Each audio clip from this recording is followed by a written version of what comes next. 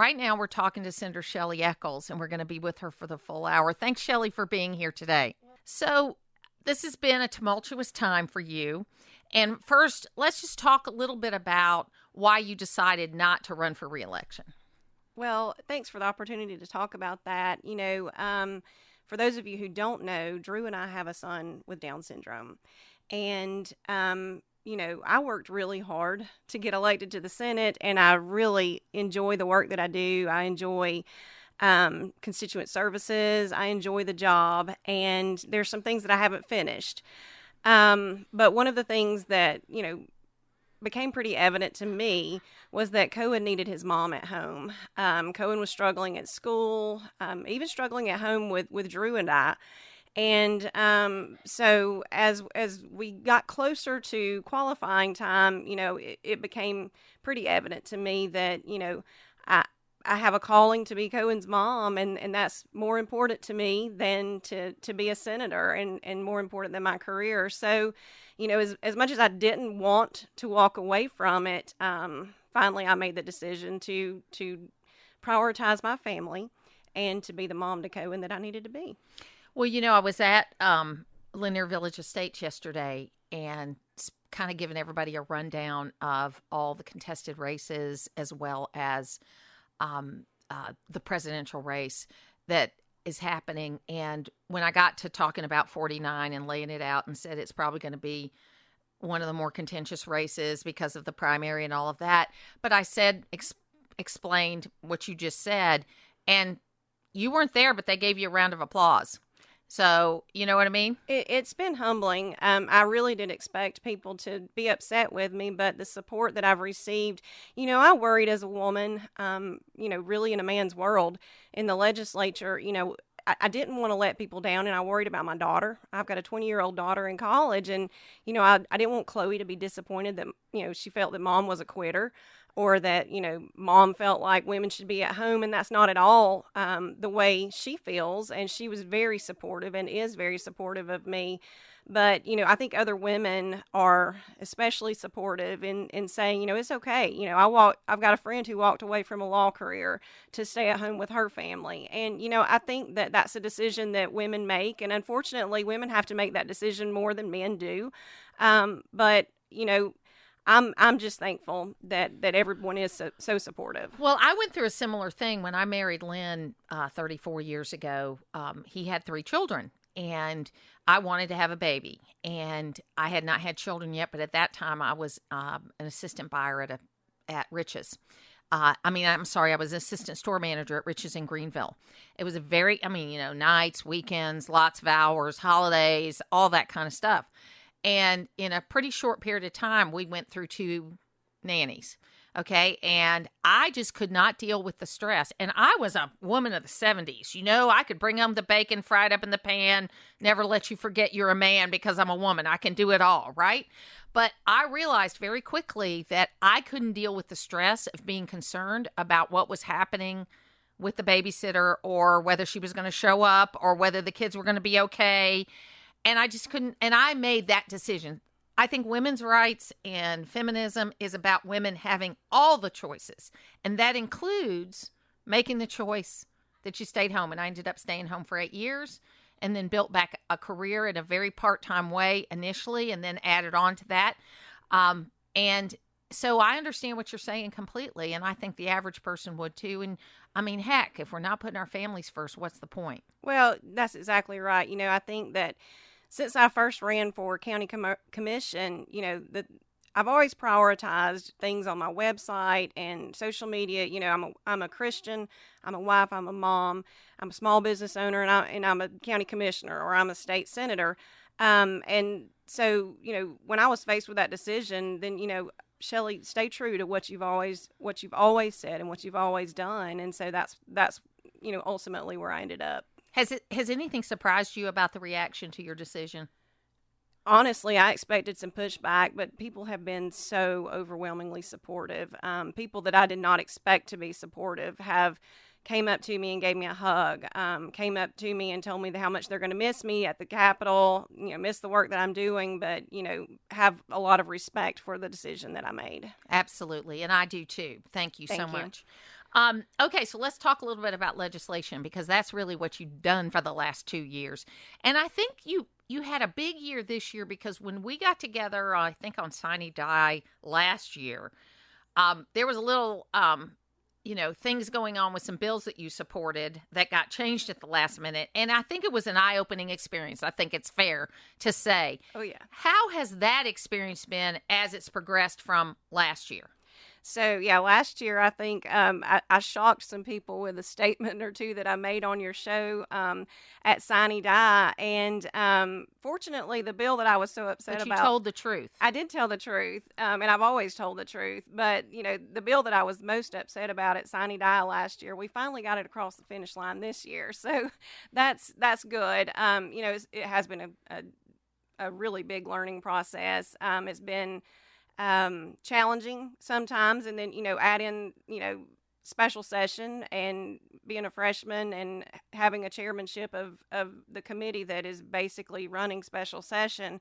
That was stressful, and I learned a lot and spent a lot of time at the Capitol during the off season preparing for that. But yeah, there's been a lot of things that I've learned, a lot of things that I'm proud of, and this year I think I knew a little bit more of what to expect coming up to the end, and so we really did do some good work, and I'm proud of some of the legislation that we've gotten through.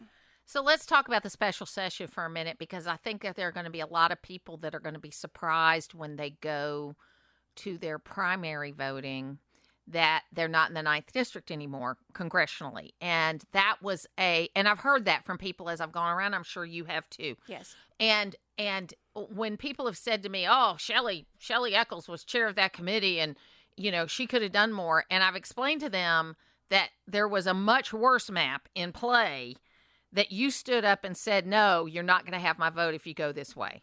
Yeah, so the way that worked, I was the author of the bill that drew the congressional maps. And the lieutenant governor and the Speaker of the House had, before I was brought in on the congressional maps, they had gotten together and drew their version of the new congressional maps. And when I looked at it, I was like, oh no, this is a no-go for me. And it essentially split Hall County straight down the middle, from north to south, right through the middle of Gainesville, right through the middle of Oakwood, into the 2 congressional districts. And, I said, I can't vote for this bill. And so, ultimately we ended up swapping some precincts to keep more of Gainesville together and to keep more of Flowery Branch and Brazelton together. It's still not a bill that I like, but because I was, given the opportunity to swap those precincts and try to keep as much of Gainesville whole as I could, I did vote for the bill because I was given that opportunity. But that map was created by people with a lot more power than I had. We're going to take a break. When we come back, we're going to talk about this year's legislative session and the bills that Senator Echols was involved in, and then how they ended up. We'll be back on the Martha Zoller Show. It is the Martha Zoller Show. We're here with Senator Shelly Echols, and we're spending the whole hour with her talking about legislation and things that happened under the Gold Dome. So let's talk about money first, taxes, because we had an incredible rainy day fund. We had a surplus. We had all of that. Still couldn't get the budget passed till the last day, but that's another story. Talk to us a little bit about tax policy and what kind of tax policy was put forward in this legislative session. Well, fortunately this year, as we did last year, we really focused on taxpayers and taxpayer relief in this Biden economy. So, I think it's no secret. Everybody knows that we lowered the income tax rate from 5.49% to 5.39%. The goal is to get it below 5% in the next couple of years, and that was House Bill 1015. Everybody's excited about that one. So, our workers in Georgia will notice a tax break. And they sped that up. Yes, we sped that up. Yes, and we hope to continue to speed that along faster than what we predicted to do it.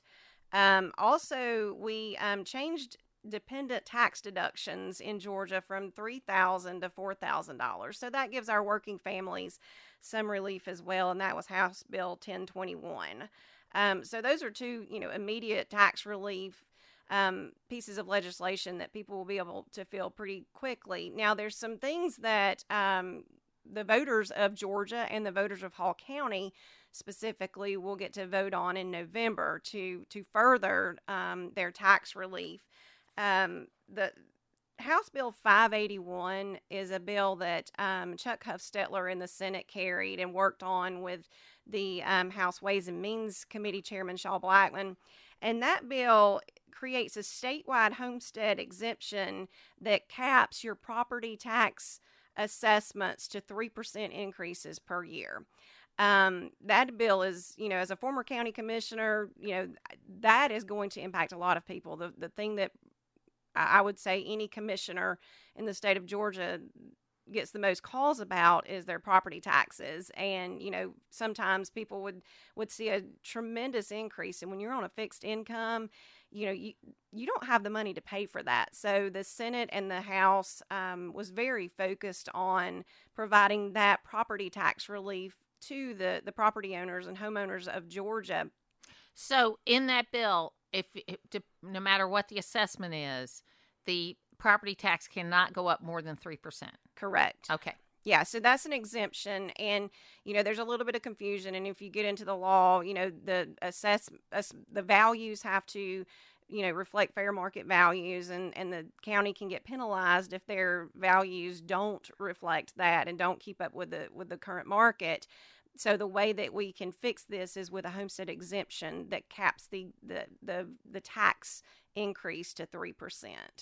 And that's for every taxpayer. So every property taxpayer. Every homeowner. Homeowner. So only if you have a homestead exemption does that apply to you. A homeowner with a homestead exemption. Yes, Great. correct. So it doesn't apply to commercial properties. It doesn't apply to, any of those other properties. And that one, the voters of the state of Georgia will get to vote on in November. It also removes, when you get those notices in the spring from the tax assessor that says, your projected property tax bill is going to be this amount that'll be due in November or December.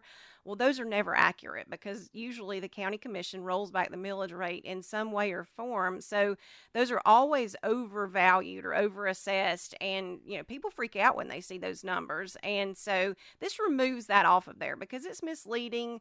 There's really no reason to have that on there because when those notices go out, we don't know what the millage rate is going to be for that year because millage rates aren't adopted until the summer. So this just removes that so that the voters and homeowners are not confused on that. So again, that is the statewide legislation. It does give the local municipalities an option to opt out. They have to have, public hearings and vote in public if they don't want to give the homeowners some tax relief. But it does create an opportunity for them to do that. But now we passed the Hall County delegation. We passed some local legislation that does. So something. Before you go to that, so when it shows up on the ballot, Mm-hmm. Yes means you want that. Yes. No means you don't want it. Correct. Okay, because sometimes they word it in weird ways, where no means yes and yes means no. No, So, that okay. was pretty straightforward. Good. And then we did pass a piece of local legislation that does that to Hall County homeowners and homestead exemptions. So regardless of what happens in the state, you'll be able to choose also to vote for that to happen in Hall County. A lot of counties already have something similar, and so this just kind of mirrors what other counties are doing.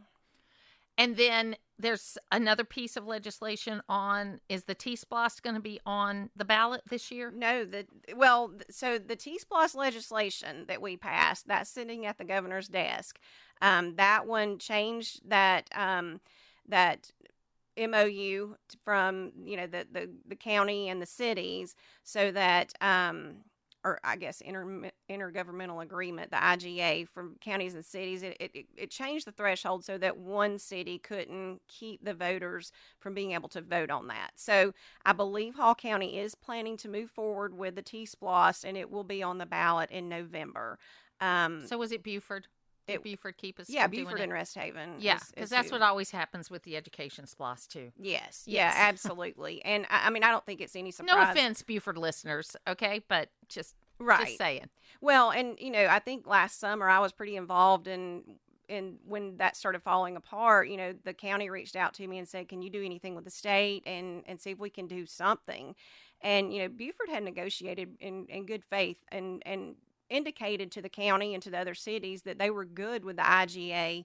But then when it came down to signing it and voting on it, then that Buford started making some additional demands of the school system, and just really some things that the county government had no control over. So that's when it fell apart. So this just stops one small city from being able to, hold up the voters being able to vote on that. I'd also like to point out too, I know that people have mixed feelings about SPLOSTs. From now on, any SPLOST, it has to be on a major election. You can't have a small random election in August when everybody's out of town or everybody's busy doing other things. Now those referendums have to show up in either primaries or general elections.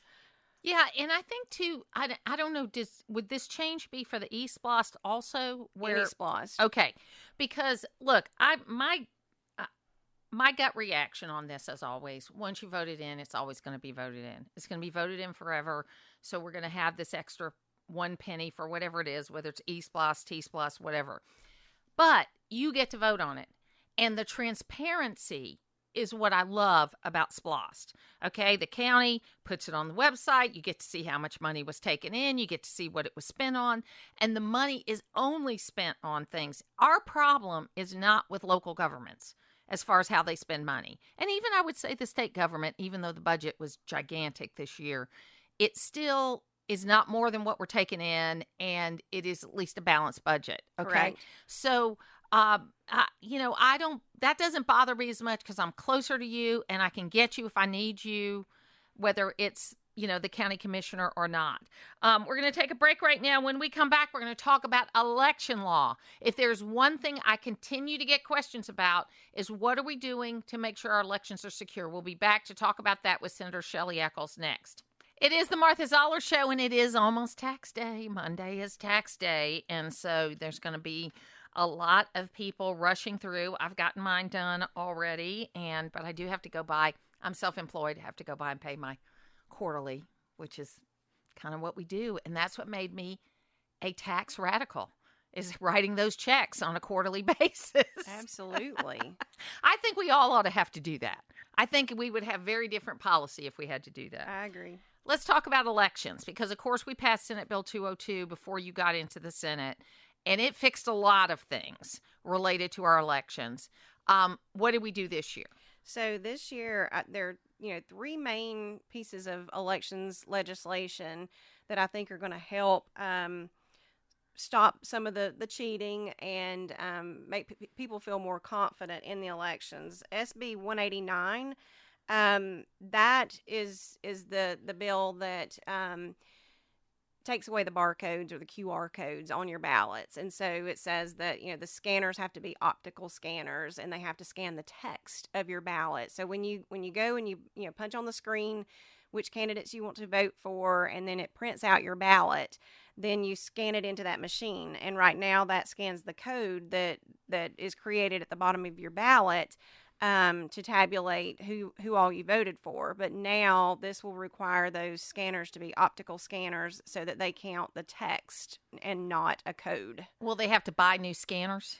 We were told, and I sat in actually in that committee hearing as an ex officio member, and we were told that the technology exists to upgrade and I guess reconfigure what we have.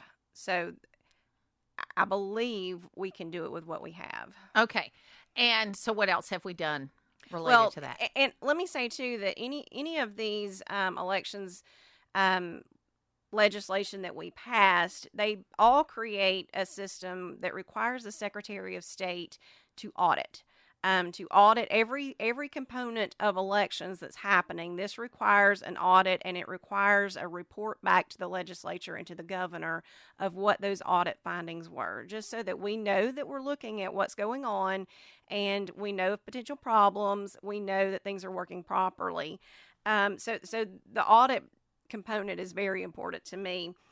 We also passed SB 368, and that prohibits foreign nationals from contributing to campaigns and to PACs in Georgia. And so this, is an attempt to. And that's already supposed to be federal law, by the way, but I think we needed that law. Yeah. So this just codifies it in Georgia law that Georgia candidates who, their local races, anything that is a local candidate, a local election in the state of Georgia, those you can't receive money from foreign nationals now, and it creates penalties if that does happen. And then HB 974 is a watermark bill. So it says that the ballot paper has to be watermarked, and then those mail-in ballots have to have watermarks on them as well. Now, when you say ballot paper, you mean the paper that comes out when you vote in person? I believe when you say so. ballot paper, okay. I believe so. And then there should be a watermark on the absentee ballot also. Correct. And that bill also creates a system where the Secretary of State has to have a database that is available to the public to view those scanned ballots. So if I wanted to go in and look at all the scanned ballots from my district, I could, gain permission or figure out how to navigate the state website and have access to looking at those so I could put my eyes on them myself. You know what I think led to that, which I think was interesting, was the AJC through a FICO request, Freedom of Information Act request. They got those absentee ballots and put them online for everybody to look at. So they showed that you can do it. Right. It doesn't give away any personal information. That's right. It's not giving away anybody's privacy, but you can look at the ballots and see what they look like. Absolutely. Yeah, I think it was a good thing to do. So I think it's interesting, the whole elections thing, because what I was told, especially when you count at the precinct level goes to the county goes to Secretary of State, but there's also an alternate transportation of all these paper ballots that happen that the state, the Highway Patrol, the GSP is involved in. So there's a lot of checks and balances, folks. And I think that's one of the things, the reason why our elections were as secure as they were, but the changes they made, I think, were needed to be made. But there are a lot of checks and balances. Correct. Yeah, which I think are important. Yeah, and one of those bills that we passed, it removes the Secretary of State from the state elections board. Agree with it or disagree with it, it passed, and that's what happens. But it does remove Raffensperger or whoever the future Secretary of State is from the state elections board. What do you think about that? I mean, I have mixed emotions about it. The state elections board is all appointed, and so he was the only elected member of that board. So I see the concern there with, the people of the state having a say-so in who's on the elections board is now removed. So, I mean, I really don't know. At the end of the day, I think I voted for it. Well, I know I voted for it, but I'm not so sure about that part of it. Well, and I think there ought to be staff people that are involved in that, either as staff to that, so that people know how things work, as well as hopefully he'll be like an ex officio member, or be a member that's not a member, but a person that's involved. Correct. I mean, because he is the elected person. I remember when we were going through all the controversy in 2020, a lot of people were saying they were confused because they thought that the Secretary of State reports to the governor. He does not. He is a separately elected constitutional officer. So really, he reports to us. Correct. Okay. He doesn't report to anybody but us. That's right. And if we don't take, we can't count on the fact our governor is not a king. I mean, he has certain departments that he's responsible for, that he's elected to be a part of, but there's other ones like labor, the AG, the insurance, the Secretary of State, that are constitutional ofers, right. And they report to the people. That's the right. Agriculture, can't forget that one. Of course. That's like the biggest one. That's the biggest one. Were there any big bills related to agriculture this year? We did pass, what was the number? House Bill 10-7, Senate Bill 420. That says non-resident aliens can't, or, foreign nationals can't own ag land or land close to military bases in Georgia. So, that does strengthen our agriculture by, making sure that our, adversaries don't buy up our farmland, and then we don't have a source of food. So I think that one's important. But really, there weren't a lot of really pressing issues with ag this year. There were some bills that passed, but they probably don't affect or interest a lot of folks around here. So in our final segment, we're going to talk a little bit about education, and because that's the biggest part of the budget. But before that, I wanted to say, there's groups that come down to the Capitol every day. There's people that protest. There's people that lobby. There's people that do different things. It's like somebody different every day. What was your biggest surprise about that in the 2 years that you served? And what was your favorite day? So I love anytime, kids come to the Capitol. That's what I did for a living for so long, was take kids to the Georgia Capitol or to the U.S. Capitol. So anytime we've got FFA Day or 4-H Day or, Youth Leadership Hall Day, I love it when we get to host our kids from our communities at the Capitol. So any of those days, Scouts Day, there's so many days where kids come, but those are always special days because these kids walk around, in the people's house. They walk around, just in amazement at how big everything is. Looking for that two-headed snake. Absolutely. Absolutely. And then what was your biggest surprise as far as groups? Yeah, so and you don't have to name the names, but right. just the behavior. Anytime we would have any, transgender legislation, those groups are probably the most shocking. They're, pretty vocal in their opposition to things. I remember one group, my son Cohen with Down syndrome last year was down with me paging on World Down Syndrome Day, and a trans activist grabbed him by the arm and started yelling at me.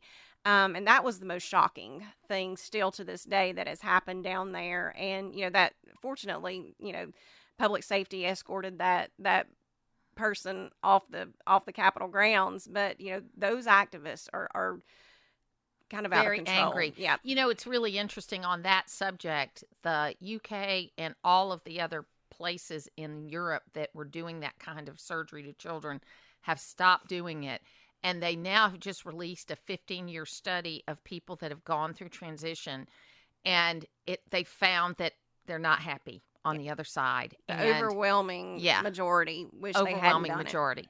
We're going to take a break. When we come back, we'll talk education with Shelly Echols and take it up to the top of the hour. It is the Martha Zoller Show, and it was the cutest thing yesterday at the U.S. Capitol. They had the Congressional Medal of Honor given to a bunch of women that were surviving Rosie the Riveters from World War II, and it was just the cutest thing you ever saw. And that these were women that pulled together. The country pulled together. Everybody did what they could do. That's right. And we need to do that again. Absolutely. And I think the three things are: you got to go out and vote, you got to be a good parent or grandparent, and you still need to start talking to people face to face again. Absolutely. I mean, come on, people. I agree. Get off your phones. Anyway, so let's talk about education for a minute, because some big bills were passed there. The school choice bill was passed and some other legislation. Tell us a little bit about all of that. Well, everybody knows about SB 233, and, that's been a 2-year process to get that. When I think, honestly, I think even Butch Miller was working on this a long time ago. And so I'm glad we finally got that one across. It changed from what we started in the Senate with. I feel like it's weakened and watered down a little bit, but it is a school choice bill. It does has income caps, so that if you're in a failing school system but you make more than, I think it's 120 four times the poverty level, then you're not eligible for that state funding for that. So I'm a little disappointed in that, because we all know that if you're making $120,000 as a family of 4 right now, that's still not a lot of extra money to spend your own money on private school. But it does create some options. So, I'm thankful that one was passed. And there's a sunset on it. There is a 10-year sunset. What I like about the bill, and I'm a member of the State Board of Education, and they put me on that board knowing that I did support school choice. But there's some flexibility about how the money is paid out. The money's not paid directly to the parents. It's an account that's drawn down from. And there's some flexibility if we go into an economic downturn, that the amount of money isn't hard and fast. The percentages are, but that kind of thing. So correct. I think they've put as many checks and balances in it as you can. It's a good start, I Right. think. That's what I was about to say. I think it's a good first step. Once we realize that, local school systems aren't going to collapse because of this bill, then we'll have, more options, and people will be a little bit more eager to support further steps in the future. So I'm glad that passed. Really look forward to those kids that are in those failing schools to have some options. And I think that all in all, QBE was fully funded. It was a good year for public education. It was. Money was restored on the college side. More money was put into technical colleges, and I'm so excited because more and more I'm hearing, whether it's through shows that Mike Rowe does or other news segments, is they're called the Tool Belt generation. That these Generation Z are looking at trades and things like, and I don't even, that's probably the wrong word for it, but I'll call it trades. Right. Everybody knows what we're talking about. Because really, who runs the small towns in America? It's the guy that owns the electrician business, the plumbing business, the HVAC business. That's exactly right. And we need to encourage that. Yeah. So a piece of legislation that I carried was Senate Bill 399, and that bill came about because of a study committee last summer. We had actually somebody that works for Carroll Daniel Construction came and testified to that study committee that, he had credits at the technical school system, but he now needs to go to the university system to get an engineering degree. And those credits that he's taken from the technical school system don't transfer to the university system, although a lot of it is the same exact things that he'll have to retake. So I sponsored SB 399, and it's an articulation agreement between the university system and the technical school system, and it basically just says, y'all sit down and talk about what can transfer from the university system to the technical system or vice versa, so that kids don't have to duplicate, and or young adults don't have to duplicate their classes. Well, you go back to Zell Miller, and that was his intention when he changed them from technical schools to technical colleges. That's correct. So that you wouldn't have a complete loss if you decided to go and complete your degree, and they've lost their way on that over the last few years. I agree. So we need to get back to that. I agree. So I'm excited about that legislation. So I'm going to ask you a funny question, I think, and you can agree or disagree. So I'm a social conservative. I'm always watching the social conservative legislation. And as it ended up, gambling did not pass. Sports betting Correct. did not pass, but neither did RFRA, which Right. is religious freedom. Right. And my theory is there was a little backroom deal, and I'm sure you weren't a part of it. I'm just saying there was a little backroom deal saying, okay, we won't pass gambling, but you're also not going to get RFRA. And so they gave them one thing they were happy about and one thing they were sad about. Yeah, I'm not invited to those back rooms, but that does sound like a logical explanation for that. I voted for RFRA and I voted against sports betting, and I'm proud of those records. I think there's a lot of opportunities, but I just don't think that right now is the time to move forward with sports betting. Well, one of the things, and you mentioned that the trans activists were the most interesting. And one of the things that I think people aren't aware of, and I point this out every now and then, is that there's a book that psychiatric professionals use called the DSM. Mm-hmm. DSM-4 has all of these kinds of conditions kind of in the same category as eating disorders. Correct. And there is a path of counseling and all kinds of things that happen before you get to the point of any drastic action. DSM-5 took all that out of there. So when I talk to Kevin Tanner, when I talk to our school system, when I'm at school board meetings and we're talking about mental health expansion, when I'm talking to professionals that I deal with in my own life, I say, are you using DSM-4 or are you using DSM-5? Because DSM-5, and I don't know what's happened to medical organizations, but they've become, and I'm not going to use the term woke because it's overused, but they've become very liberal, and they're not about the best care for patients. They're about small groups of people. And I can say that even though you can't. So I think it's interesting, and I always point that out because only a couple of years ago, we were treating this very differently. Well, and that's one point that I was on the Health and Human Services Committee, and so we dealt with a lot of this legislation, and one of the things that was pretty shocking to me, and I expected that and I believed it, but to see that 97% of patients that have gender dysphoria, if they don't transition to the other sex or whatever, however you want to say it, if they don't do that, but instead go into really in-depth counseling, they don't end up making that transition. And there's been a drastic increase in girls. Prior to 2015, it was mostly boys. And there's been a drastic increase in girls. And I don't know what girl that doesn't feel uncomfortable in her body. Absolutely. During puberty. It's awkward, it's uncomfortable, and you don't know what's going on. That's right. We got about a minute left. Just any final words you want to say before we let you go? Well, I'm proud that the legislature has continued to focus on education and literacy in our schools. There's a lot of money that's gone into that, a lot of money that's gone into mental health funding. So I'm glad and proud to have been a part of that. It's been, the honor of a lifetime to serve as the senator from the 49th. I said on a statement that this seat has been held by some really amazing people before me. And so just to have been a small blip in Hall County's history has been an honor. And I thank the voters for giving me the option. And you're not a small blip. We're going to see a lot from you. Thank you. Shelly Echols, Senator Shelly Echols, thank you so much for being with me today. It is a fantastic day right here. We're just a couple of days away from our new studio because we're always here, always local.